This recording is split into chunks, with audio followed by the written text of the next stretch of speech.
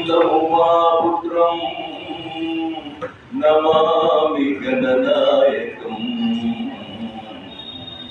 అంబరవంబుజ్వలకరంబుజానచంద్రచంద్రికారుమూర్తి ప్రకటస్ఫుటభూషణరత్నదీపికాసుదిగ్విభాగ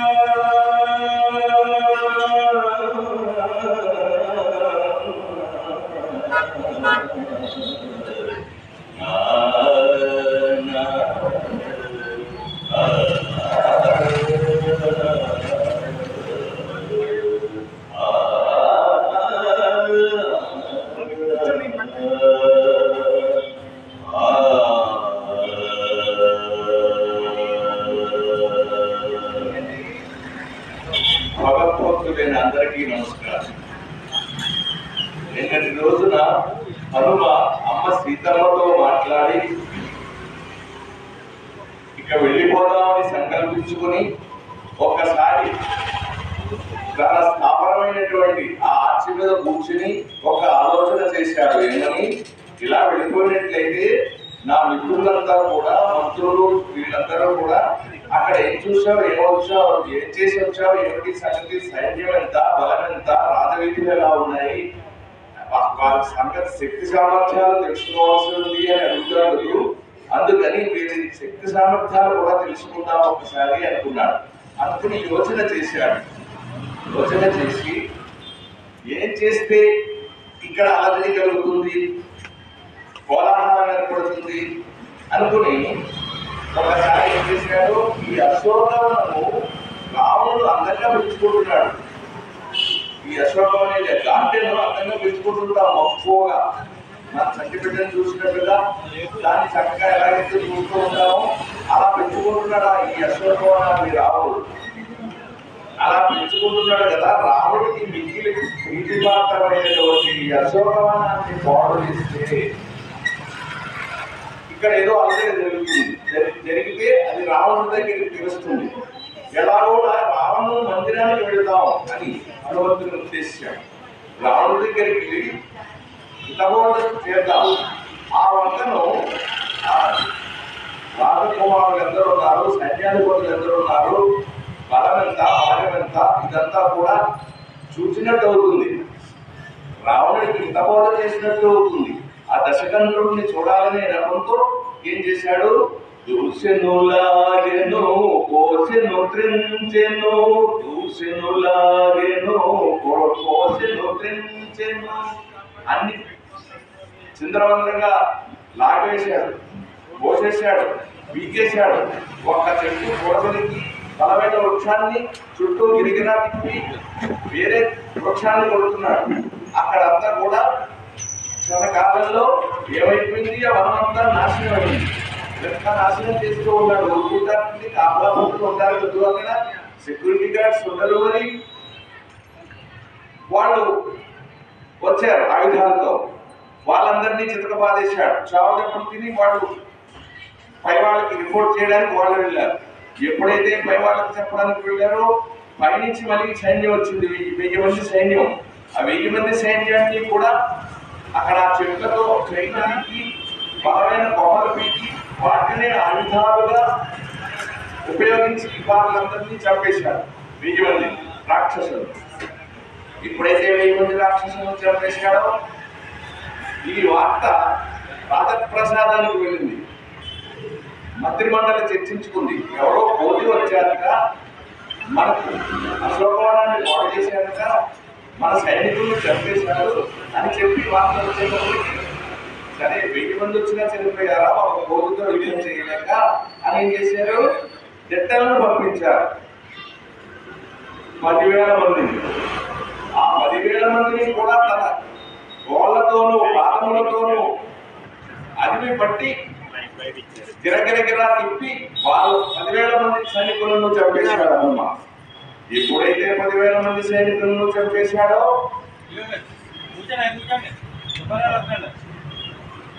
నమస్కారం, ఆ 10,000 మంది సైనికుల్ని ఎప్పుడైతే చంపేశాడో ప్రహస్తుని కుమారుడు, ప్రహస్తుడు ఎవరు? రావణుని మంత్రి. ఆ ప్రహస్తుని కుమారుడు జంబుమాలి. ఆ జంబుమాలి తన సైన్యాన్ని వేసుకుని హనుమంతుడి దగ్గరికి వచ్చాడు. జంబుమాలి యువకుడు, 20 ఏళ్ల యువకుడు, మంచి అలసారి, మంచి యుద్ధ నేర్పరి. ఆ జంబుమాలి యుద్ధం చేస్తున్నాడు, హనుమ యుద్ధం చేస్తున్నాడు. హనుమంతుకు ముచ్చట వేసింది. ఆహా, చాలా చక్కగా యుద్ధం చేస్తున్నాడే వీరుడు అనుకున్నాడు. అయితే జంబుమాలి ఉరుకున్నాడని హనుమను చంపేయడానికి ప్రయత్నం చేస్తున్నాడు. నెగడు కదా, ఎగురే కదా అని ఉరుకుంటే అందులో నిప్పు ఉంటుందండి. ఆ నిప్పు మనం తగలేస్తుంది. అలా హనుమ ఏం చేశాడు?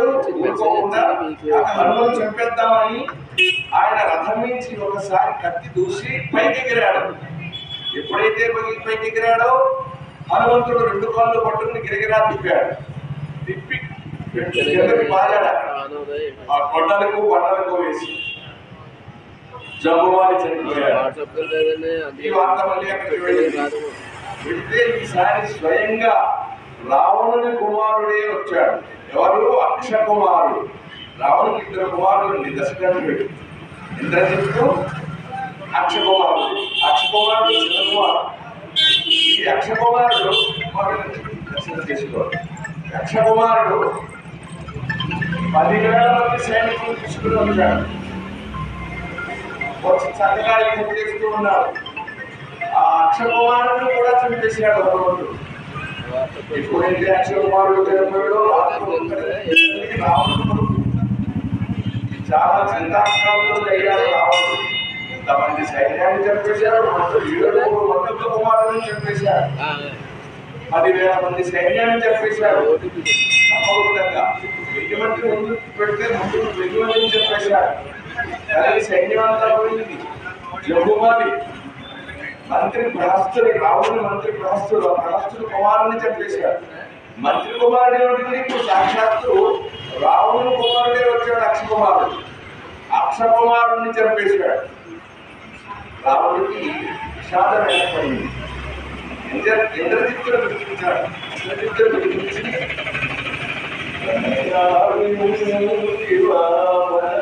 చేష్టలు అనయా వింటి పావను మనసరు చేష్టలు వాడెవ్వడు దుర్వారసుడు వాడెవ్వడు దుర్వారసుడు. చాలా గొప్ప బలవంతుడై ఉంటాడు. లేకపోతే మందిని చంపలేడు. నీవు తెలివిగా ప్రవర్తించు, జాగ్రత్తగా ప్రవర్తించు, యుద్ధం చేయి, కానీ అతన్ని బంధించే ప్రయత్నం చేయి అని చెప్పి ఇంద్రజిత్తుని పంపించారు. ఆ ఇంద్రజిత్తు మహాపరమశాలి, మహా యుద్ధవీరుడు, సాక్షాత్తు రావణుని కొడుకు. ఆ ఇంద్రజిత్తు వచ్చాడు రథం మీద. ఇంద్రజిత్తు ఎప్పుడైతే వస్తున్నాడో ఆకాశంలో మొక్కలు కమ్ముకున్నాయి. సకల జంతువులన్నీ కూడా భీకరంగా అరిచాయట. వింత శబ్దాలు వచ్చాయట. వాల్మీకి రాస్తారు. సరే, వచ్చాడు అక్షయ కుమారుడు, యుద్ధం చేస్తున్నాడు. హనుమంతుడు పైకి ఎగురుతున్నాడు. ఈయన మాయమైపోతున్నాడు, ఆయన మాయమైపోతున్నాడు. ఇద్దరు యుద్ధాలు చేస్తున్నారు. ఈయన బాణాలు వేస్తున్నాడు. హనుమంతుడు వృక్షాలను పెకిలించి ఆ వృక్షాలను చూసుకుంటూ ఉన్నాడు. ఇంద్రజిత్తు యొక్క బాణాల నుంచి తప్పించుకుని తిరుగుతూ ఉన్నాడు. ఇక ఇంద్రజిత్తు ఏం చేశాడు?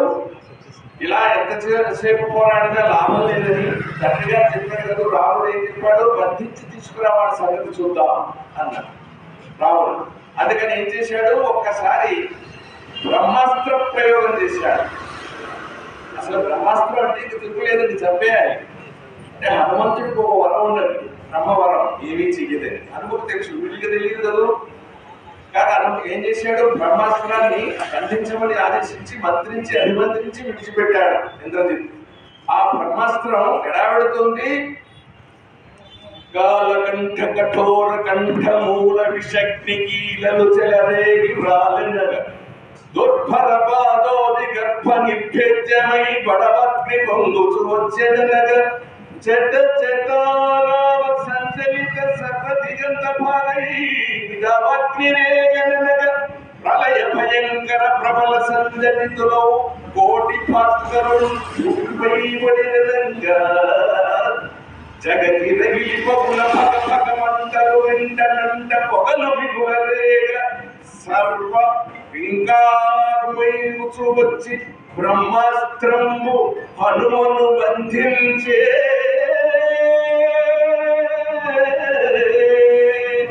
ఎప్పుడైతే ఇంద్రజిత్తు బ్రహ్మాస్త్ర ప్రయోగం చేశాడో ఆ బ్రహ్మాస్త్రం వచ్చి హనుమను బంధించి వేసింది, కట్టి వేసింది. హనుమకు తెలుసు బ్రహ్మాస్త్రం ప్రయోగింపబడింది. దానికి చేతులు పట్టుకుని బ్రహ్మగారికి గౌరవ సూచకంగా నమస్కరిస్తూ నిలబడ్డాడు. వాసుపదాస్త్రము, నారాయణాస్త్రము, బ్రహ్మాస్త్రము మనం ఆయుధాన్ని విడిచిపెట్టి ఆ అస్త్రాలను గౌరవించి నమస్కరిస్తే మనం ఏమి చేయడు. శాస్త్రంలో జరిగిందా? అలా కాక హనుమకు వరం ఉంది, బ్రహ్మదేవుడు వరం ఉన్నది. కానీ ఏమిటి?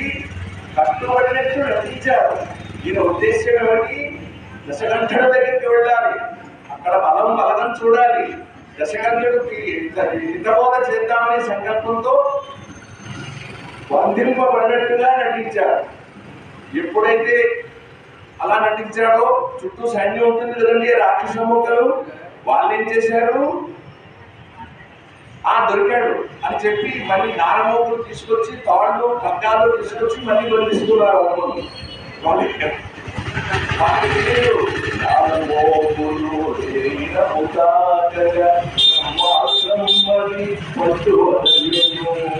ఎప్పుడైతే బ్రహ్మాస్త్రం మీద గౌరవం ఇస్తే ఎలా ఉంటుంది? ఆ కట్లు ఉండిపోవు. కానీ సైనికులు ఏం చేశారు? మామూలు పక్కాల తాళ్ళు తీసుకొచ్చి మళ్ళీ హనుమంతుడు కడుతూ ఉన్నారు గట్టిగా. ఎప్పుడైతే మామూలు తాడుతో హనుమంతుడు కట్టారో ఆ బ్రహ్మాస్త్రానికి అవమానం. ఆ బ్రహ్మాస్త్రం పట్టు విడిచిపెట్టేసి ఈ తాళ్ళు ఏం చేస్తాయి? విడిపించుకోవచ్చు, యుద్ధం చేయొచ్చు. కానీ ఈయన సంకల్పం ఏమిటంటే రాజమందిరానికి రావణుడు మందిరానికి వెళ్ళాలనే సంకల్పం. దాంట్లో బంధింపబడినట్టు నటించారు. సరే, ఊరేగింపుగా రాజమందిరానికి తీసుకెళ్లారు. రావణుడు ఉండే రాజభవనంలోకి ప్రవేశించాడు హనుమ. తీసుకెళ్లారు కదండి, లాక్కెళ్ళిపోయారు. ఒక్కసారి ఆ మహా ప్రాంగణంలో రావణుడిని చూచాడు హనుమ. చూసిన వెంటనే అనుకుంటున్నాడు, హనుమంతుడు తన మనసులో అనుకుంటున్నాడు, వాల్మీకి రాశారండి, అహో వీర్య మహో ధైర్య మహో సత్వ మహాద్యుతి అహో రాక్షసరాజస్య సర్వలక్షణయుక్త. రావణుని ముఖం చూసి హనుమంతుడు అంటున్నాడండి ఏమని? అహో వీర్య మహో ధైర్య మహో సత్వ మహాద్యుతి. ఏమి వీర్యము, ఏమి తేజస్సు, ఏమి శక్తి, ఏమి బలము, ఏమి తేజచక్రము, ఇంత చక్కగా కనిపిస్తున్నాడే. సర్వలక్షణయుక్త, అన్ని లక్షణములు సమపాలనలో ఉన్నాయి రావణుడు. ముల్లోకాలను పరిపాలింపగల సమర్థుడు ఇతడు, అలా కనిపిస్తున్నాడు. ముల్లోకాలను కూడా ఎలాగ సమర్థుడి రావణుడు, అంత సమర్థత ఉంది అని కనిపించాడు హనుమంతుడు. అయితే అంటారు వాల్మీకి చివరిలో హనుమంతుడి చేత అనిపిస్తారు ఏమని? అధర్మోణ బలవాన్ స్వాలయం రాక్షసేశ్వర. అధర్మం అనేది లేకుంటే ఈయన గొప్పవాడు, ఇంత గొప్పవాడు ఎవడు ఉంటూ ఉంటాడు, అంత తేజస్సు ఉన్నది. కానీ ఆ ఒక్క అధర్మము ఉన్నది పాడు చేస్తుంది. ఏమిటి అధర్మము? తనది కాని దానిని తనదిగా చేసుకుని అనుభవించేద్దాం అనేటటువంటి ఉద్దేశ్యం. అందుకే కదండి భారతం తన రాజ్యం కాదు, తమ్ముడు పిల్లలు సహరాజ్యం చేయగలుగుతా తనది కాదు. కానీ కాని దాన్ని తనదిగా చేసుకుని అధర్మానికి కొమ్ము కాసి నాశనమయ్యా కౌరవుడు. అలాగే అధర్ముడు ధర్మోన ధర్మ ధర్మం అనేటటువంటి బలం ఎక్కువగా ఉన్నది. ధర్మానికి పోగలుగుతున్నాడు. సీతను అపహరించలేదు, ధర్మరాజును అపహరించాడు, దేవతల మీద యుద్ధానికి వెళ్ళాడు. అంతా ధర్మమే. న్యాయం ఎక్కడుంటే న్యాయం లేదు. అందుకని ఈ అధర్మం లేకుంటే ఇతను చాలా పూజింపదగిన వాడు అన్నాడు హనుమ. సరే దగ్గరికి తీసుకువెళ్ళాలి. రావణుడు చూస్తూ ఉన్నాడు. ఆ కన్నుల నుండి వేడి బాష్పాలు వస్తున్నాయంటే రావణుడు వాటితో ఊరుతున్నాడు. తన కొడుకు అక్షకుమారుడు చనిపోయాడు. కన్నుల నుండి వేడి బాష్పములు వెడలెను రెండు చిత్తనిప్పుల్లా ఉన్నాయండి రావణుడు కాదు. తన కొడుకు చిన్న కొడుకు చనిపోయాడు. ఆయన చనిపేశాడు. అందుకని చాలా కోపంగా ఉన్నాడు రావణుడు హనుమ మీద. హనుమతో మాట్లాడకుండా మంత్రి ప్రహస్తుడి వైపు చూసి, ప్రహస్త ఎవడు, ఎందుకు వచ్చాడు, ఏ కార్యం మీద వచ్చాడు, ఏ పని మీద వచ్చాడు, ఎందుకు అశోకవనాన్ని నాశనం చేశాడు, ఎందుకు ఇంతమందిని చంపి విధ్వంసం సృష్టించాడు తెలుసుకోవాలని తన మంత్రికి ఆజ్ఞాపించాడు. ఆ మంత్రి ప్రహస్తుడు అనుభూతున్నాడు. ఎవరయ్యా నువ్వు, ఎందుకు వచ్చావు, ఎవరికి కార్యం అని చెప్పేసి. హనుమంతుడు ఏం చేశాడు, నాకు నీతో పని ఏమి లేదు, డైరెక్ట్ గా దశకంఠుడితోనే మాట్లాడతాను అన్నట్టుగా మంత్రి ప్రహస్తుడితో మాట్లాడకుండా రాముని వంక చూస్తూ రాముని హెచ్చరిస్తూ, ఓ రావణ విను, ఇప్పటికైనా నేను రాముని దూతను, రాముని బంటను, సుగ్రీవుని మంత్రిని. రాముని కార్యము కొరకై, సీతాన్వేషణ కొరకై ఇక్కడికి వచ్చాను. సీతను చూచాను అశోకవనంలో. నువ్వు చాలా తప్పు పని చేస్తున్నావు. సీత అంటే 5 తలల నాగుపాము, 5 తలల నాగుపాము వంటిది. నీకు క్షేమకరం కాదు. ఇప్పటికైనా మించిపోయినది ఏమీ లేదు. శరణని రాముని పాదము చొచ్చిన రిపుణామపచ్చల. ఆయన శరణంటే కాపాడతాడు. సీతమ్మని అప్పగించి రామునికి అప్పగించి శరణు కోరు, ఇప్పటికైనా బుద్ధిని మార్చుకో అని చెప్పి చెబుతూ ఉన్నాడు రాముడు. వింటాడండి రావణుడు. అసలే కోపంతో ఉన్నాడు, రగిలిపోయాడు కోపంతో. ఏం చెప్పాడు, ఇష్టం వచ్చినట్టు మాట్లాడుతున్నాడు. ఇంతమందిని చంపేశాడు, మన వన సంపదనంతా నాశనం చేశాడు. కాక రాముడు పేరెత్తితే కుదరదు. రాముడు ఒంటరిలో సీతమ్మను చూచాను, నీకు త్వరలోనే ఈ లంక నాశనం అవుతుంది, కోరి ఎందుకు కష్టాలు తెచ్చుకుంటామని హితబోధ చేస్తున్నాడు. హితబోధలు పనిచేయండి. తీపి నచ్చుతుంది, పొగడ్తలు నచ్చుతాయి. ఆ తీపి పొగడ్తలు అనేవి తీపి లాంటిది. తీపి ఎక్కుతుంటే ఏమవుతుంది, మనం దాటుతుంది. చేదు మనకి గుణాన్ని కలిగిస్తుంది, రోగాన్ని తగ్గిస్తుంది. అది సత్యం బంధు వినోదం. నిజం చేదు లాంటిది. అది జీర్ణించుకోవడం కష్టం, తినడం కష్టం చేదు, కానీ అది మనకి మంచిని చేస్తుంది. అలా వింటాడంటే రావణుడు వినలేదు. హనుమంతుడు ఎంత చెప్పినా కూడా వినకపోగా తిరుగుడు పడుతున్నటువంటి కళ్ళతో సైనికులకి ఆజ్ఞాపించాడు. ఏమని, వీడిని చంపేయండి, ఈ దూతను చంపేయండి, సంహరించండి, నేను ఆజ్ఞ ఇస్తున్నాను అని చెప్పి సైనికులకు ఆజ్ఞ ఇచ్చాడు. ఆ సభలోనే ఉన్నాడు రావణుడు తమ్ముడు విభీషణుడు. ఏం చెప్పాడు, అన్న దూతను చంపకూడదు, నా దూతో వనమర్హతి. దూతను చంపే ప్రయత్నం చేయకూడదు. దూతను చంపేస్తే ఈ కౌరు వాళ్ళకి ఎలా తెలుస్తుంది, శత్రువర్గానికి. ఆ కౌరు తెలియకపోతే, ఈ కౌరు తెలిస్తేనే రాముడు వస్తున్నాడు, మనాలు తెలుస్తాయి. కానీ దూతను చంపేస్తే ఈ వార్త వెళ్ళకపోతే ప్రయోజనం ఏమవుతుంది. కాక ఎక్కడా దూతను చంపలేదు. శాస్త్రం చెబుతుంది, నా దూతో వనమర్హతి, చంపడానికి పోయలేదు. ఏదైనా పనిష్మెంట్ ఇవ్వచ్చు. ఏమిటి, తల కొరుకుతో ఉండడం చేయటం, తల గుండు చేసి వదిలి పెట్టేస్తా, లేదా కాల్చుతో, ఏమిటి కాల్చడం, ఆ రాజముద్ర ఒకటి ఉంటుందండి, ఆ చిహ్నం, రాజచిహ్నం, ఆ పతాకం మీద ఉంటుంది, అటువంటి ముద్ర ఒకటి ఉంటుంది. దానిని కాల్చి శరీరం మీద ముద్ర వేస్తారు, గుర్తుగా పనిష్మెంట్ అన్నమాట. అలా ఇన్ని చెప్పారు శాస్త్రంలో. కాల్చటమో గుండు కొరగటమో చెయ్యాలి, చంపకూడదన్నయా అని అడ్డుపడ్డాడు. ఎప్పుడైతే విభీషణుడు అడ్డుపడ్డాడో ఒప్పుకోలేదండి రావణుడు. కానీ నలుగురు చెప్పేటప్పుడు విన్నారు. విని ఏం చేశాడు, కాల్చడం రాజముద్ర వేద్దాం, కాల్చవచ్చు అని ఎప్పుడైతే అన్నాడో ఇది ఐడియా ఎవరికి రావాలి. కోతికి అంటే వాళ్ళ దృష్టిలో కోటి కదండి హనుమంతుడు అంటే, వాళ్ళు అదే కదా మనకి అందుకే రాసిందండి.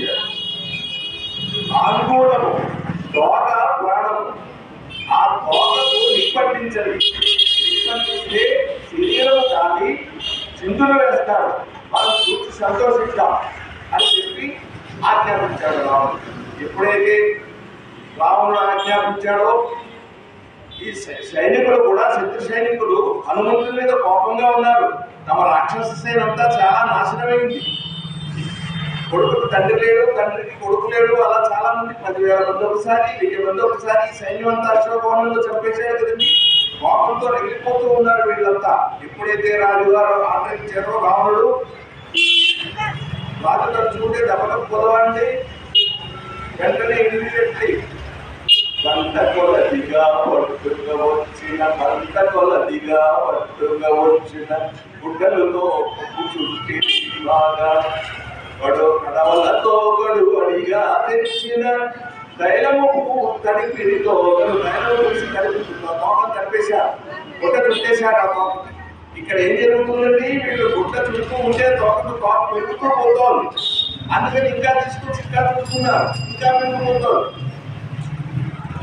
తెచ్చారు తైలం, నెయ్యి డబ్బాలన్నీ తెచ్చుకొచ్చారు. ఆ గుడ్డ చుట్టూ నెయ్యి వస్తూ ఉన్నారు, అంటే అందిద్దామనే సంకల్పంతో. ఎప్పుడైతే ఈ తైలాన్ని అంతా పోసి గుడ్డలు చుట్టారో నిప్పండించేశారు. నిప్పండించేస్తే హనుమ ఏం చేశాడు, ఒక్కసారి ఆ నిప్పుకు వీళ్ళంతా దూరం తప్పుకున్నారు నిప్పండించిన వాళ్ళు. ఈ హనుమంతుడు ఎప్పుడైతే నిప్పండించారో అక్కడి నుంచి పక్క కోట మీద ఎదుగుతున్నాడు. అక్కడ ఒక సెకండ్ నిలబడుతున్నాడు, ఒక నిమిషం. అక్కడి నుంచి మళ్ళీ పక్క కోట, మళ్ళీ పక్క ఇంటికి విద్యున్మాలి, విద్యుత్ భక్తుల గృహములు, సైనికుల గృహములు, రాజకోటలు, దర్బారులు అన్ని కూడా వెళ్ళి ఒక సెకండ్ ఉంచుతున్నాడు. అంతే మంటలు కదండి, జాచల్యమానంగా ప్రకాశిస్తూ ఉన్నది. అక్కడ ఒక కోట, ఒక ఇల్లు అంటుంటే పక్కలో కూడా నష్టమే కదా. అలా సిటికలో కాల్చెన్నులంకా పురమెల్ల రాక్షసుడు గొల్లున నేలువగా శ్రీ హనుమంతుని దివ్య కథ ప్రీతిగా వినుడి మోక్ష. చాలా కాలంలో ఆ లెక్కలంతా బూడిద చేసేసాడు హనుమంతుడు. బిరబిర తీరు కూర్చు, గిర నొరు కూర్చు, దిగుడు చుదుము కూర్చు, ఇవన్నీ చాలా రకటున్నాయని కూడా మొత్తం మీద ఒక చోటకి వెళ్ళి నుంచున్నాడు, మరి గుర్తున్నాడు. ఎంతసేపు అండి, మొత్తం లంక కాలిపోయింది, ఒక్క విభీషణుడి గృహం తప్ప.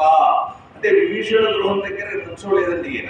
విభీషణుడు గురించి తెలుసు, తనకు సపోర్ట్ చేశాడు కదా రాజ్యసభలో. అంటే విభీషణుడి గృహం తప్ప మిగతా వాళ్ళు రావణుడు మందిరం కూడా సభ వదిలేశాడు. సభ వదిలేసి ఆ వీధిలో రాజవీధిలో తిరుగుతూ ఉన్నాడు. ఏదో మొత్తం మీద సగంతా కాల్చేశాడు. ఈ వార్త రాక్షసులు ఏం చెప్పారు, అశోకవనంలో ఒక సీతమ్మకు చెప్పారు. నీ దగ్గరికి ఎవరో వచ్చారే కోతి, ఆ కోతి నీతో మాట్లాడి వెళ్ళాడు కదా, పట్టేసుకున్నాం మేము, అందించి తీసుకువెళ్ళిపోయాం రాజదర్బారికి. రాజుగారు శిక్ష విధించారు, లోపకు గుడ్డలు చుట్టారు, నిప్పండించారు. కిచ్చమని అరుస్తూ అక్కడ బాధపడుతున్నాడు ఆ కోతి అని చెబుతున్నారు వీళ్ళు. చూడలేదండి, చూసింది కొంత, కొంచెం కలిపి చెబుతూ ఉంటారు కదా. వీళ్ళు చూశారు, వచ్చే వార్త ఇక్కడ చెప్పారు అంతే. హనుమంతుడు చక్కగానే తిరుగుతూ ఉన్నాడు. అప్పుడు ఏం చేసింది హనుమ, సీతమ్మ అరే హనుమంతుడు తోటలు నిప్పండించారా అని చెప్పి, ఓ హుతాశన సీతోభవ హనుమత, సీతోభవ హనుమత, సీతోభవ హనుమత. నేనే పతివ్రతనైనట్లయితే హనుమంతుని తోటను చెలరేగే మంటలు ఏవైతే ఉన్నాయో అవి చల్లగా ఉండేలా చూడు అదేవో అగ్నిదేవా అని ప్రార్థించింది. ఎప్పుడైతే ఆమె సీతమ్మ అలా ప్రార్థించిందో హనుమంతుని తోటను చెలరేగే మంటలు చల్లగా మారిపోయేను, హనుమంతుని తోటను చెలరేగే మంటలు చల్లగా మారిపోయేను. ఎన్నో భగభగను లోన వెన్న పూసినట్లుండెను అగ్నికి తోడై అలరడి వాయువు తనయుని బాధను తగ్గించెను ఎంత విచిత్రం ఇది హనుమడు తన స్వార్థములో తండ్రి తలచెను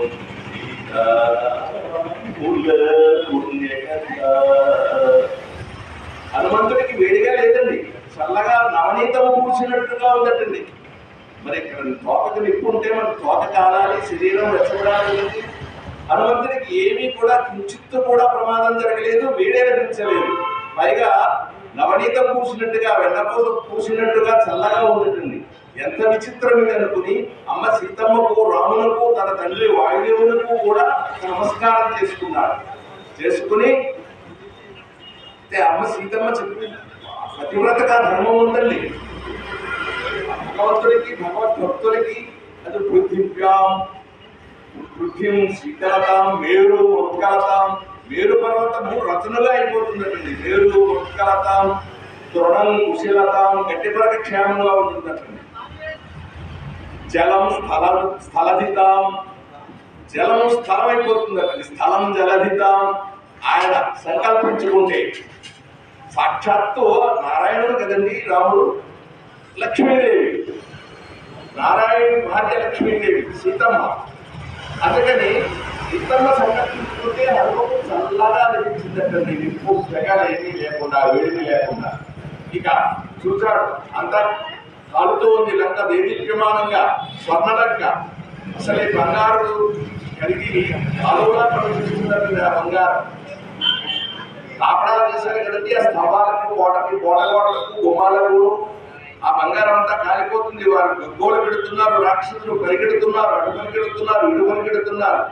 ఇక మన హనుమ ఏం చేశాడు, వచ్చి అక్కడ సరోవరం ఉంటే ఆ సరోవరంలో తన నిప్పును ఆర్పేసుకుని అయితే ఈ ప్రయత్నంలో ఆ రాజవీధులు, సైన్యము, బలగము, అశ్వములిన్ని, గజబలాలిన్ని, రథాలిన్ని అన్ని చూస్తూ ఉన్నాడు. చూచాయిగా అప్రాక్సిమేట్లీ ఒక ఐడియాకి వచ్చాడు. వచ్చి నిప్పును ఆర్పేసుకుని వచ్చి మళ్ళీ ఆలోచించాడు. అంతా కనిపిస్తూ ఉంది, కాలిపోతూ ఉంది. అదే ఎంత తప్పు చేశాడు నేను, ఆలోచన లేకుండా, వివేచన లేకుండా నేను లంకను అంటించాను. ఆ ప్రయత్నంలో ఈయన అశోకోని నుంచే కదండి వెళ్ళాడు. ఆ వనము కూడా కాలిపోయిందేమో, అక్కడ అశోకోనంలో అమ్మ సీతమ్మ ఉంది అని చెప్పి ఒక్కసారి మళ్ళీ వెళ్ళాడు అశోకవనానికి. వెళుతూ అనుకుంటున్నాడు, సీతమ్మే అగ్ని కాలుస్తుందా, నా అగ్ని రక్తం ప్రవర్తతే, అగ్ని ప్రవర్తన చేయలేదు, ప్రచోదనం చేయలేదు. సీతమ్మ అగ్ని, అటువంటి అగ్నిదేవుడు ఏం చేస్తాడు అని అప్పుడే అనుకున్నాడు. వెళ్ళాడు, చూశాడు, ఆ సీతమ్మ క్షేమంగా ఉన్నది. హనుమా ఇంకా వెళ్ళలేదా ఏమిటి కోలాహలం, నాకు ఇలా గౌరవ చెప్పారు, నీకు ఎలా ఉంది, బాగుందా నాయన అని చెప్పి అమ్మవారు అడిగారు. పండించారని చెప్పాడు. ఏమిటి లేదు తల్లి, నీ దయచేత చాలా చక్కగా ఉంది. నేను బలాబలాలు చూద్దామని ఒకసారి వెళ్ళాను. రావణుడు కూడా హితబోధ చేద్దామనే సంకల్పంతో వెళ్ళాను, చెప్పాను. రావణుడు వెళ్ళలేదు. కోపకులు ఇప్పటికిచ్చారు. 4 ఇల్లు తిరిగాను, మొత్తం లంకంతా నాశనం అయిపోయింది, కాలిపోయింది. నేను కంగారు పడి ఇక్కడికి వచ్చాను తల్లి, నాకు ఇప్పుడు సంతోషం కలిగింది, సెలవు అని ఒక్కసారి మరి అమ్మ సీతమ్మకు నమస్కరించి ఒక్కసారి ఆకాశ మార్గం గుండా సముద్ర చేస్తూ ఉన్నాడు. అలా చేయగా కొంచెం దగ్గరికి వచ్చాడు. ఈ మహేంద్రగిరి పర్వతం దగ్గరే ఉన్నటువంటి తన మిత్రులంతా అంగదుడు, ద్విముదుడు, జాంబవంతుడు, మహేంద్రుడు, నీలుడు, ఇంకా సైన్యుడు, వీళ్ళంతా చూచారు. దూరం నుంచి కూర్చొని మన హనుమ వస్తున్నాడు. ఆ వచ్చి విధానం ఎలా ఉంది అంటే సర్వదా కృతకార్యోహ, కార్యాన్ని పూర్తి చేసుకునే వస్తున్నట్టుగా ఉంది. మరి పూర్తి చేసుకుని వస్తున్నాడు అని చెప్పి అక్కడ ఉన్నటువంటి కొమ్మలను తెప్పి, ఆకులను తెప్పి, పెద్ద శాఖలను తెప్పి ఆ వచ్చే హనుమకు స్వాగతం పలుకుతున్నట్టుగా, దండాలు ఊపుతున్నట్టుగా ఊపుతున్నారు. ఒక్కసారి వచ్చి ఇక్కడ తన మిత్రుల దగ్గర దిగాడు. దృష్టా సీత, సీత చూడబడును, సీత శీలవతియే క్షేమముగా ఉన్నది అని తన మిత్రులందరికీ వార్తలు చెప్పాడు. చాలా సంతోషించారు.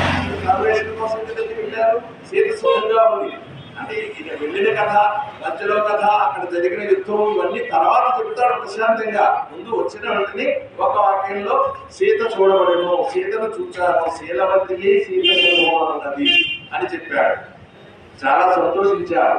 సంతోషించి అక్కడ నుంచి బయలుదేరారు. రాముడికి వార్త చెబుదామని చెప్పి బయలుదేరుతూ మన కిష్కింద ప్రాంతానికి కిష్కిందకు వచ్చేసారు. ఇంకా కిష్కింద పర్వతం దగ్గరికి వెళ్ళలేదు, రాజకోట దగ్గరికి. సుగ్రీవుడి గురించి పరిపాలిస్తున్నారు కదా.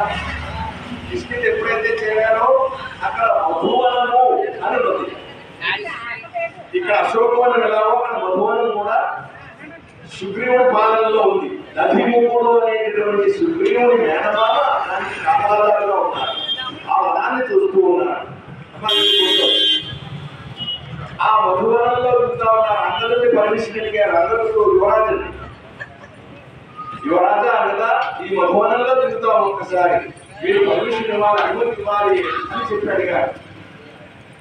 సరే, అందరూ సంతోష సమయంలో పర్మిషన్ ఇచ్చేశారు. ఆ తర్వాత ఉండాలి వారిని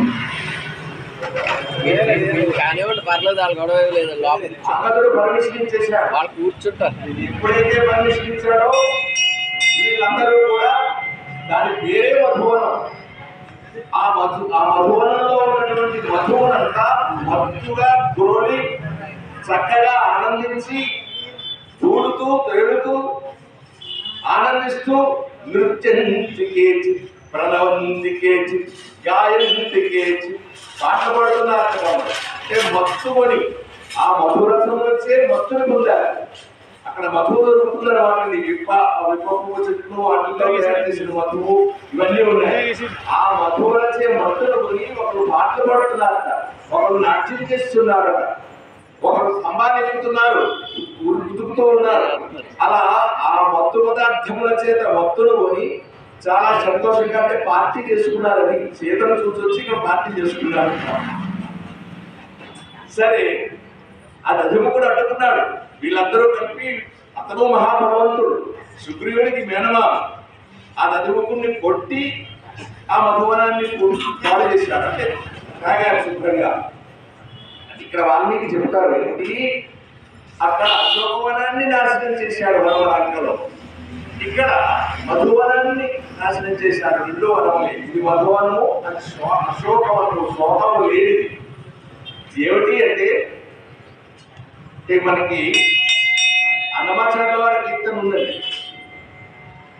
జగదు పాపము వీడలు పుణ్యమో, జగదు పాపము వీడలు పుణ్యము, నగి నగి కాలము నాటకము, ఎగువని శ్రీ వెంకటేశ్వరుడే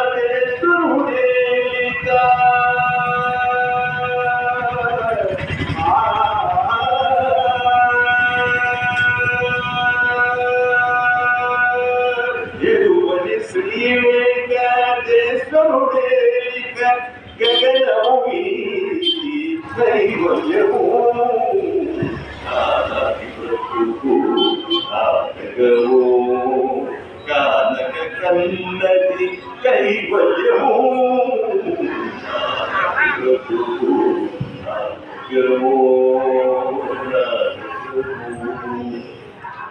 ఈ పుణ్యం చేసామనుకోండి, బంగారు సంఖ్యలతో బంధించినట్టు, పాపం చేస్తే ఇరవై సంఖ్యలతో బంధించినట్టు. రెండో బంధనములే, రెండింటినీ కూడా చిత్రించాలి.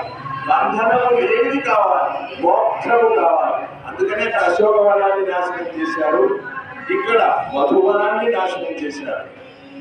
సరే, ఎప్పుడైతే పూర్తయిపోయిందో పెద్దలు ఉంటారు కదండి, జామోనుడు వాళ్ళంతా మనండి తొందరగా వెళ్దాం, రాముడికి వార్త చెబుదాం అని చెప్పి వీరంతా కూడా రాముడు ఉండే చోటికి విప్పున పర్వతములు రెక్కలు ఎగిరితే ఎలా ఉంటాయో అలా విప్పుమంటూ ఎగిరి రామచంద్రుల వారి దగ్గరకు వెళ్ళి రామచంద్ర శీలవతి సీత సుఖముగా ఉన్నది, లంకలో బంధింపబడి ఉన్నది, ఒక శిశుభావృక్షం కింద పెట్టాడు రావణుడు అని చెప్పాడు. ఎప్పుడైతే అభిజ్ఞానాన్ని ఇచ్చాడు, సీతమ్మ ఇచ్చిన విజ్ఞానం, ఆ విజ్ఞానాన్ని చేతిలో పెట్టాడు. ఎప్పుడైతే చూచాడో రాముడు ఒకసారి కళ్ళ మీద ఆనంద బాష్పంలో వచ్చినాయి, సీతను చూసినట్టే భ్రమపడ్డాడు. ఒక్కసారి హనుమంతుని ఆలింగనం చేసుకున్నాడు. ఆలింగనం చేసుకుని చాలా సంతోషించి మధురా మధురా వివాహ మమతామిని. సహజంగా సీత మాటలు మధురంగా ఉంటాయి అమ్మా, ఆ సీత చెప్పిన మాటలు చెబుతూ ఉంటే నీ మాటలు ఇంకా మధురంగా ఉంటాయి, నాకు ఇంకా ఏమంది అమ్మ సీతను చెప్పు అని చెప్పి హనుమంతుని అడిగాడు. ముందు కుశల ప్రశ్నలు ఎక్కువ సీతను చూచాను అని చెప్పేశాడు. అప్పుడు ఇంకా చెప్పు హనుమాన్ సీత మాటలు ఏం చెప్పింది అని చెప్పి రాముడు అడుగుగా ఏం చెప్పాడు హనుమంతుడు? 2 నెలలు గడువు సమయం ఇచ్చాడు రాముడు, ఖండఖండాలుగా వధిస్తానని చెప్పాడు. కాక అమ్మ సీతను ఏం చెప్పమన్నది, ఆకాశుడిని గుర్తు చేయమన్నది. ఆకాశుడి మీద బ్రహ్మాస్త్ర ప్రయోగం చేసి ఒక గడ్డ పరిగణ విడిచిపెడితే 3 లోకాలు వ్యక్తికి కదాటువంటి ఆకాశుడి మీద బ్రహ్మాస్త్ర ప్రయోగం చేసినటువంటి రాముడు ఇన్నాళ్ళు ఎందుకు ఉన్నాడో అడుగు చెప్తూ అడుగు అని చెప్పి అబద్ధమా అని చెప్పి పెట్టిన వృత్తాంతము, మళ్ళీ వచ్చిన వృత్తాంతము, అక్కడ పెట్టిన వృత్తాంతము అంతా కూడా రాముడికి నివేదించారు. రాముడు చాలా సంతోషించారు. సభ ఏర్పాటు చేశారు. ఇక్కడ వరకు చూడాలి రాముడికి ఆ వార్త చెప్పడం వరకు చెప్పారు. అయితే హనుమ సుందరుడు, రాముడు సుందరుడు. రామ శబ్దం అంటే ఏమిటి? ఆనందము గలవాడు, ఆనందము నిచ్చేవాడు, ఆనంద స్వరూపుడు రాముడు. ఆ రాముడు సుందరుడు, సీత సుందరి. అంటే మామూలుగా సుందరకాన్ని ఇద్దరికి మనం ముందు ఎలాగ రాముడు పుట్టాడు దిగాడు అని చెప్తున్నాము. ఒకసారి రాముని కాలు తీసుకొచ్చి రావణుని వధ చేసి సీతను తీసుకెళ్ళి అయోధ్యలో కూర్చోబెట్టేద్దాం అది ఎప్పుడైతే ఒకసారి తీసి అందరూ మాట్లాడుకుని పదని పెడదామన్నారు. దక్షిణ సముద్రం తీరం చేరారు. ఆ సముద్ర తీరం దగ్గర కూర్చుని గంటలు వేసుకున్నారు. వారధి నిర్మించాలి. అక్కడే చదివాడు రాముడు. ఏమిటి? ఆదిత్యహృదయం. ఆదిత్యహృదయం పుణ్యం సర్వశక్తి వినాశనం అక్కడ సూర్యుని యొక్క ఆరాధన చేశాడు రాముడు వారు. రామాయణే సప్తమ సర్గ సమాప్త అది సప్తశతమ సర్గం. అంటే అక్కడ సముద్రం ఒడ్డున సూర్యారాధన చేసి శివుణ్ణి అభిషేకించి వారిని కట్టడానికి సముద్రుడిని కోరాడు. సముద్రుడు కొంచెం పెంచి పెట్టాడు. ఎప్పుడైతే సముద్రుడు పెంచి పెట్టాడో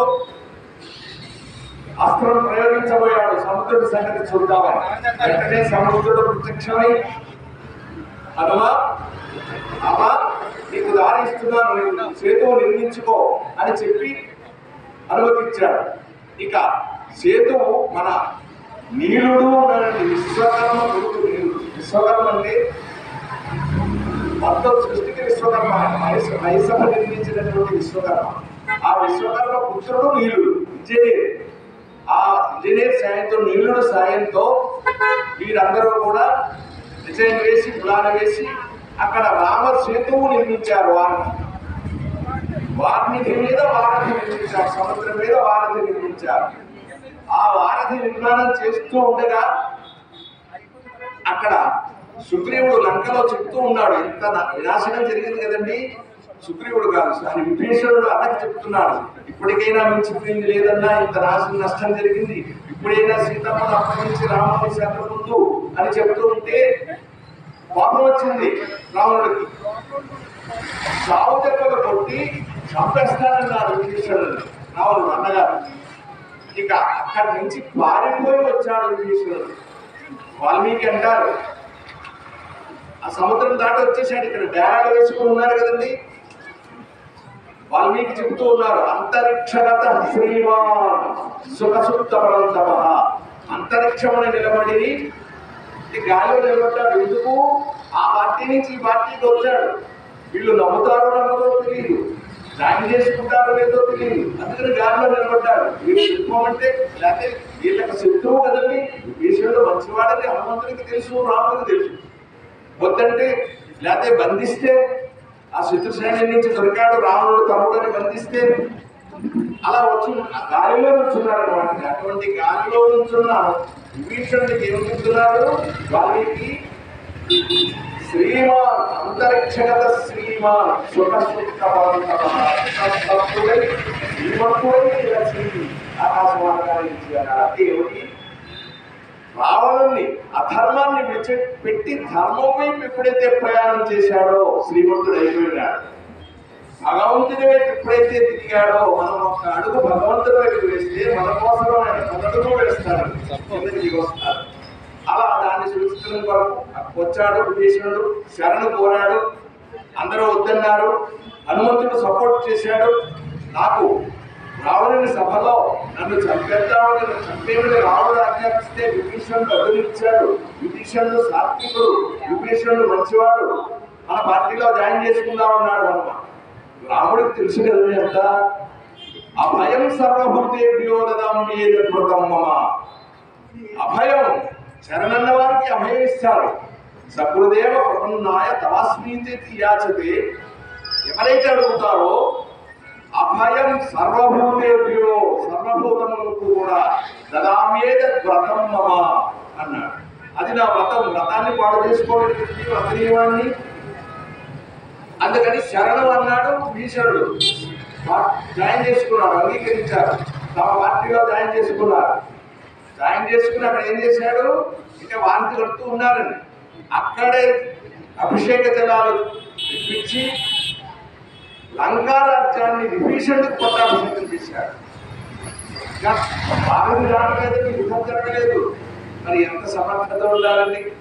లంకా రాజ్యాన్ని విభీషణుడికి పట్టాభిషేకం చేసేసాడు. ఇక్కడే వారిని కట్టారు. అందరూ కలిసి బయలుదేరారు. యుద్ధం మొదలైంది. అలా 4-5 రోజులు యుద్ధం జరిగింది. ఒక రోజు యుద్ధంలో రాముడు అలసిపోయాడు, కింద పడిపోయాడు.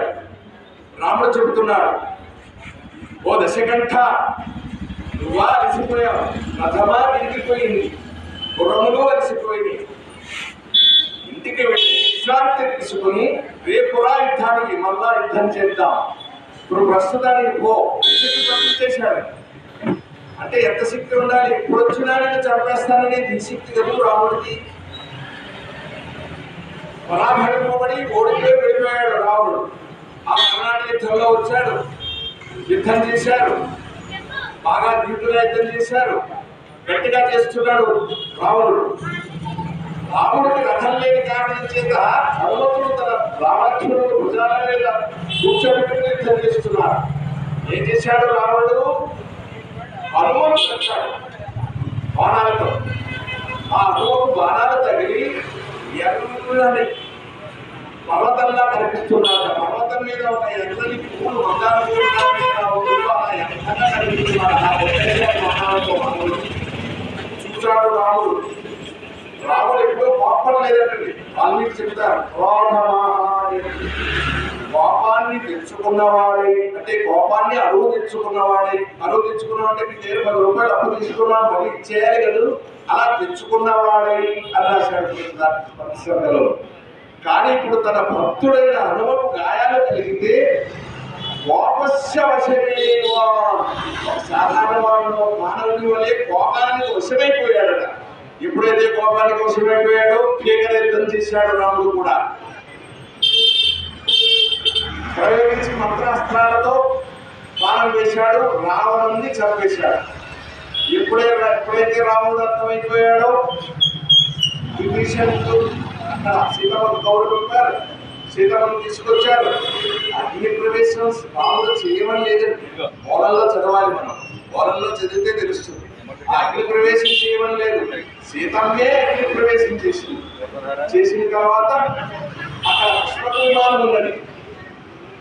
విభీషణుడు చెప్పాడు, ఈ పుష్పక విమానం మీద మీరు అయోధ్యకు వెళ్ళండి రామాని. రావణుడు మందిరంలో పుష్పక విమానం ఉంది కదండి, నేను చెప్పుకున్నాను, అదిగో పుష్పక విమానం అని. ఆ పుష్పక విమానం అంతా వెతికి చూశాడు హనుమాన్. అది కుబేరు నుంచి జయించుకున్నాడు రావణుడు. ఆ పుష్పక విమానాన్ని ఏర్పాటు చేశాడు భీషణుడు. కాక రాముడు ఏం చేశాడు, ముందుగా హనుమను పంపించాడు ఎవరికో భరతుడికి కబురు చెప్పామని. భరతుడు అక్కడ ప్రాయోపవేశం చేస్తా అన్నాడు. అలానా సమయానికి మీరు రాకపోయినట్లయితే నేను చితి పేర్చుకుని ప్రాయోపవేశం చేస్తాను అన్నాడు. అంటే ఒక తల్లి తన కొడుకే రాజు కావాలనుకుంది. అయితే ఇంకొక తల్లి కొడుకు అడవికి పోవాలని కోరింది. ఒక తల్లి ఏం చేసింది, సుమిత్ర తన కొడుకుని అన్నగారికి కూడా వెళ్ళమని చెప్పింది, త్యాగం చేసింది. అయితే భరతుడు కూడా రాజ్యాన్ని పరిపాలించలేదండి. రాముడు సింహాసనం మీద పెట్టి రాముడి ప్రతినిధిగా అక్కడ నందిగామలో, అయోధ్యలో లేదు రాజకోటలో, నందిగామలో పక్కసారి ఏర్పాటు చేసుకున్నాడు. రాముడు ఎలాగా అడవుల్లో పక్కసారి ఏర్పాటు చేసుకున్నాడో అలా వాల్మీకి చెప్తారు. పంకస్తు వర్త జటిలస్వాం ప్రతీక్షతే. పంకము అంటే శరీరము గలవాడై, అంటే బురద అంటిందటండి శరీరం. ఎందుకు అతను కింద పడుకుంటున్నాడు, స్నానం లేదు, పానం లేదు. జటిలస్వాం ప్రతీక్షతే, శిరోజాలు జటిలమైపోయాయండి, జడలు కట్టేశాయట. అందుకని చెప్పాడు ముందే రాముడికి. అంటే అడవికి వచ్చారండి, రాముడిని తిరిగి తీసుకువెళ్దామని. పితృవాక్య పరిపాలన కోసం నేను రానని చెప్పాడు రాముడు. అప్పుడు ఒక నియమం పెట్టాడు భక్తుడు, ఫలానా సమయానికి లెక్కలు బట్టి ఫలానా సమయం ఫలానా నవమి నాటికి మీరు రాకపోయినట్లయితే ఒక్క క్షణం ఆలస్యమైన నేను ప్రయోగవేశం చేస్తాను అని చెప్పాడు. అందుకని హనుమను గౌరవించారు. భక్తుడికి వచ్చేస్తున్నారు అన్నగారు, విజయలక్ష్మిని తీసుకుని సీతమ్మతో వచ్చేస్తున్నారని ముందు భగవంతుడు కవర్ చెప్పాడు. మీరంతా పుష్పవిమానం మీద ఎక్కారు, సీతమ్మ మిగతాంతా కూడా. ఆ పుష్పవిమానం అది మాత్రం చేత వచ్చేస్తుంది, సంకల్ప మాత్రం చేతే ప్రయాణం చేస్తుంది, మనస్సు అనుసరించి గమనం చేస్తుంది. ఎక్కి సీతమ్మ రామలక్ష్మణులు అందరూ కూడా ఆ విమానం ఎక్కి వస్తూ ఉన్నారు. క్షణకాలంలో వచ్చేసింది, అయోధ్య కనిపిస్తుంది. చెప్తున్నాడు రాముడు సీతతో, సీత రాజధాని పితృర్మమ, మా పితృ రాజ్యము అంటే మా తండ్రి గారి రాజ్యానికి వచ్చాం అని చెప్తున్నాడు. తండ్రి గారు ఎప్పుడో చనిపోయారు. సీత మన రాజ్యానికి వచ్చేసాం, మన ఊరు వచ్చేసాం, అయోధ్య వచ్చేసాం, మన రాజ్యానికి అనేది రాజధాని పితృర్మమ, మా తండ్రి గారి రాజ్యానికి వచ్చాం, వచ్చేసామని చెప్పారు. విమానం దిగి అయోధ్యలో ఆ మరణాలు పట్టాభిషేకం ఏర్పాటు చేశారు. వశిష్ఠుల వారు వచ్చారు, సప్త ఋషులు కూడా వచ్చారు, ముహూర్తం నిర్ణయించారు. సప్త నదీ జలాలు, సప్త సముద్రాల నుంచి జలాలు తీసుకొచ్చారు. చక్కగా అంగరంగ వైభవంగా రాముడి పట్టాభిషేకం జరిగింది. అదంతా కూడా ప్రజలు తిలకించి చాలా ఆనందించి రాముడికి పాద ప్రక్షాళన చేయించి ఆ నీళ్లు జల్లుకున్నారు తల మీద, శిరస్సు మీద. మన కళ్యాణం జరిగినప్పుడు ఎలాగో అలా ఆ రాముడి యొక్క అభిషేక జలాన్ని తల మీద జల్లుకున్నారు. చాలా సంతోషించారు. దేవతలు పుష్పవృష్టి కురిపించారు. అలా చక్కగా అయోధ్యలో 11,000 సంవత్సరాలు రాజ్యపాలన చేశాడు సుఖంగా రాముడు. 11,000 సంవత్సరాలు. అక్కడ వరకు రామాయణం, రామస్య ఆయనం రామాయణం, రాముడి నడవడిక. రాముడు ఎలా నడిచాడో, మనకి ఎలా ప్రవర్తించాలో, ఎలా నడవాలో చెప్పింది ఈ రామాయణం. ఎలా నడవకూడదో చెప్పింది భారతం. భగవద్గీత చెప్పింది కర్మయోగము, సన్యాసయోగము, జ్ఞానయోగము, సాంఖ్యయోగము, ఇలా యోగాలన్నీ, నవవిధ భక్తి మార్గాలన్నీ చెప్పాడు భగవంతుడు. ఏం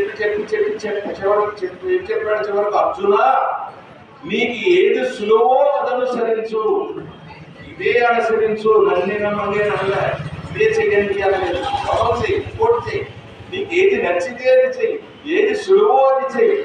లేదు ఇవన్నీ ఏం చేయలేనంటారా, సర్వధర్మాన్ని పరిత్యజ్య, అన్నిటినీ విడిచిపెట్టి మామేకం శరణం వ్రజ, నన్ను శరణు కోరు, అహంతా సర్వపాపేభ్యో మోక్షయిష్యామి మమ శుచః, నన్ను శరణు కోరితే నేను మోక్షాన్ని ప్రసాదిస్తాను అన్నాడు. అది అంటే ఇప్పుడు ఇది మంత్రాలు చదవాలంటే విష్ణు సహస్రనామం చదవాలా, లలిత చెయ్యాలా, రోజు సుందరకాండ పారాయణ చేయాలా, ఇవన్నీ అంటే చేసిన వారు చేయొచ్చు, వీలున్నవారు చేయొచ్చు, లేని వారు ఒకసారి రామ అనుకోండి, ఓం నమ శివాయ అనుకోండి. ఏ వేదము పఠించే లోక భుజగం ఏ శాస్త్రము చదివి చెంచు ఏ మంత్రము ఊహించి, చెంచు మంత్ర సాధన చేసేవాడిని చెంచు అంటే కన్నప్ప పోయేదో చెంచు ఏ మంత్రం ఊహించి, ఆయన ఏమైనా మంత్రాలు నేర్చుకున్నాడా? మాంసం కదండి పెట్టాడు శివుడికి నైవేద్యంగా ప్రతి మాంసాన్ని.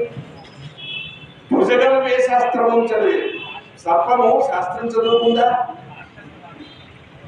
అలాగే సాలెపురుగు ఏం చేసిందని, ఏ పుణ్యం చేసిందని వాటికి మోక్షాన్ని ప్రసాదించాడు. శ్రీకాళహస్తీశ్వర శతకం, శ్రీకాళహస్తి ఉంది కదండి, మనం రోజు వెళ్తున్నాం నవగ్రహ శాంతుల కోసం. కాలము అస్థి, ఏనుగు, సాలెపురుగు, పాము, అలాగే భక్త కన్నప్ప, వీళ్ళందరికీ మోక్షాన్ని ప్రసాదించాడు కదా. వీళ్ళంతా వేదాంగాలు చదువుకున్నారా ఏంటి? మన పోలీస్ వర్గం అమ్మలందరికీ తెలుసు, పోలీస్ స్వర్గానికి వెళ్ళింది. పోలీస్ ఏం చేసిందంటే దీపం లేదు, పొట్టు లేదు, నూనె లేదు, తైలం లేదు, కానీ పుష్పకం విమానం వచ్చేసింది డైరెక్ట్ తీసుకెళ్ళడానికి. భక్తి ప్రధానము, భావగ్రాహి జనార్దన, భావముఖ్యో భగవంతుడు. పత్రం ఫలం పుష్పం తోయం యథా, మీదైనా ఆకైనా పండైనా ఏది సమర్పించినా, సమర్పించకపోయినా భక్తితో అనురక్తితో ఆ భగవంతుడు అనురుతము, ఋతము ఇది నాలిక, అనవ్రతము ఋతము భగవంతుని నామాన్ని స్మరిస్తే భావాన్ని గ్రహిస్తాడు. భావగ్రాహి జనార్దన. అలా రాష్ట్రవాదం చేస్తున్నారు. 37 సంవత్సరాలు చేశారు. చదువుతో పూర్తయింది. ఇన్నాళ్ళు 5 రోజుల్లో 6 రోజుల్లో చెప్తాం.